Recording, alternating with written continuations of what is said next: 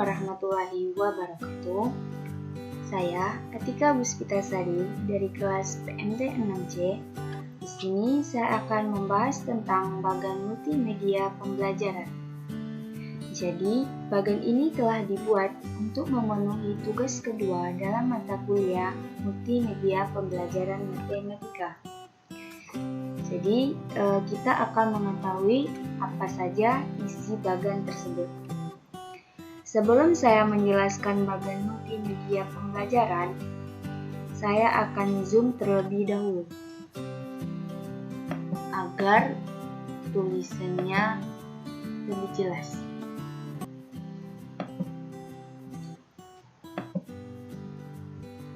Nah, jadi kita harus mengetahui apa itu makna multimedia.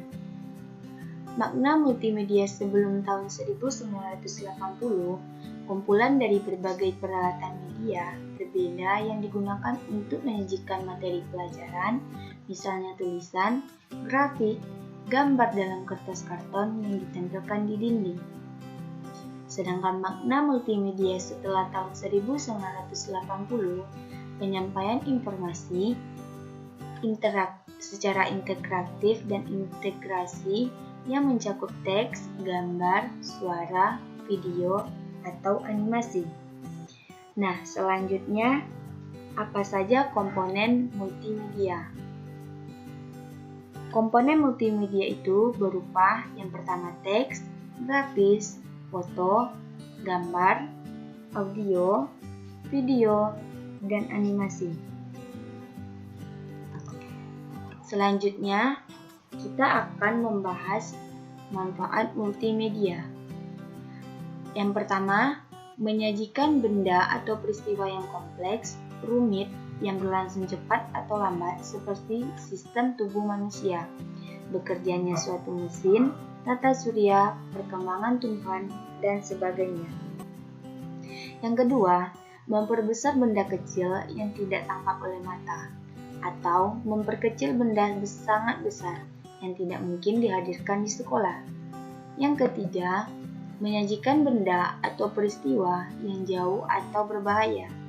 Yang keempat, terdapat privasi di mana siswa tak perlu malu melakukan kesalahan, belajar saat kebutuhan muncul, dan belajar tanpa terikat waktu.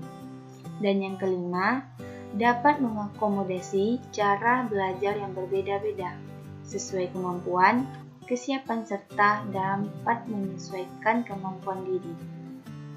Nah, selanjutnya pembagian multimedia berdasarkan penyajian multimedia. Multimedia berdasarkan penyajian terbagi atas dua. Yang pertama, multimedia linear, yang kedua, multimedia interaktif. Makna multimedia linear, multimedia yang tidak dilengkapi dengan alat pengontrol apapun yang dapat dioperasikan oleh pengguna. Sedangkan makna multimedia interaktif, multimedia yang dilengkapi dengan pengontrol yang dapat dioperasikan oleh pengguna, sehingga pengguna dapat memilih apa yang dikehendaki untuk proses selanjutnya. Nah, untuk multimedia interaktif, ini terbagi menjadi dua. Yang pertama, multimedia interaktif hierarki. Yang kedua, multimedia interaktif non-linear. Makna multimedia interaktif hierarki, pemakai memiliki pilihan, tetapi topik-topik dapat dibagi menjadi subtopik yang lebih spesifik. Sedangkan makna multimedia interaktif non-linear memungkinkan pemakai untuk bebas bergerak untuk melihat isi materi dengan cara berinteraksi. Pemakai dapat bergerak bebas ke materi manapun. Nah, selanjutnya karakteristik multimedia interaktif. Yang pertama, dari segi konten, didesain untuk mengatasi keterbatasan ruang, jarak, dan statisnya model media konvensional. Yang kedua, bersifat mandiri. Dalam artian produk tersebut dijalankan berbasis komputer sebagai titik pusat dalam proses pembelajaran.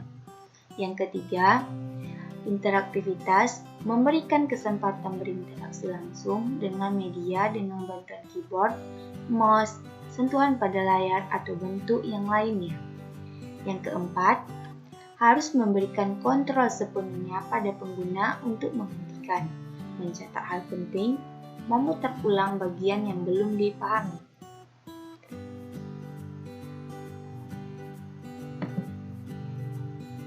Nah, selanjutnya level integrativitas. Nah, jadi level integrativitas pada multimedia interaktif ini berbeda-beda. Ada yang rendah, ada yang sedang, dan ada yang tinggi. Nah, yang pertama kita mulai level yang rendah. Level yang rendah itu ada navigasi video, navigasi audio, dan kontrol animasi. Navigasi video atau audio adalah seperangkat tombol yang berfungsi untuk mengontrol jalannya video atau audio. Siswa dapat berinteraksi melalui tombol ini agar dapat memainkan dan mematikan video atau audio. Nah, yang selanjutnya itu kontrol animasi. Adalah seperangkat tombol untuk mengatur jalannya animasi. Fungsi tombol ini bisa dibuat sesuai dengan kebutuhan jenis animasi yang akan diatur. Selanjutnya itu level sedang. Ada navigasi halaman dan kontrol menu atau linting. Navigasi halaman adalah seperangkat tombol yang berfungsi untuk mengekspor halaman multimedia interaktif maju satu halaman, mundur satu halaman, atau menuju halaman lain yang diinginkan. Siswa dapat berinteraksi melalui tombol ini untuk membuka halaman-halaman yang ada dalam multimedia interaktif, sebagaimana membuka halaman buku tercetak. Selanjutnya itu level tertinggi. Itu ada hypermat, drag and drop, response feedback, control game, dan kontrol simulasi. Yang pertama itu hypermap. Hypermap ini menunjuk pada sekumpulan hyperlink yang berupa area yang membentuk suatu area lebih besar, sehingga apabila hyperlink tersebut diklik atau dilintasi oleh pointer mouse, maka akan ditampilkan secara pop-up deskripsi dari area tertentu. Yang kedua itu drag and drop, adalah aktivitas memindahkan cara objek dari suatu tempat ke tempat lain dalam layar. Penerapan drag and drop sangat banyak, misalnya soal tes, game, simulasi, dan lain-lain. Yang ketiga itu respon feedback, adalah mekanisme reaksi-reaksi dari suatu program yang interaktif. Siswa memberikan respon karena adanya permintaan dari program dan selanjutnya program memberikan umpan balik yang sesuai. Respon feedback ini biasanya diterapkan dalam pembuatan kubis. Keempat, kontrol game adalah level integrativitas yang paling tinggi, dapat ditemukan di game. Pengguna sangat intensif terlibat dalam aktivitas ketika memainkan game, dan game ini tentu saja yang berisi materi pembelajaran. Dan yang terakhir itu kontrol simulasi. Berbeda dengan animasi, di mana pengguna hanya melakukan kontrol atas jalannya proses.